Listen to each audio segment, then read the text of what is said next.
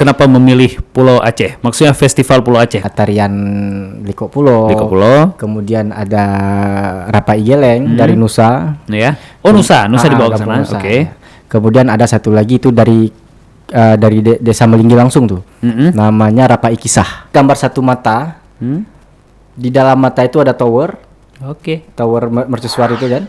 Kemudian mata itu ada tower, kemudian di sampingnya ada satu pulau. Di sampingnya ada satu pulau, kemudian mata itu menyuntikkan air mata. Oi. Seperti melampu, Iya. melaut. Melaut. Ya. Pasti. Ya, karena mereka ada dua lumbung nih. Yang pertama lumbung gunung, yang kedua lumbung laut yang bisa mereka akses kapan saja. Betul. Nah, kalau kita tidak bisa membantu, minimal jangan kita rusak lumbung mereka kan. Nah itu.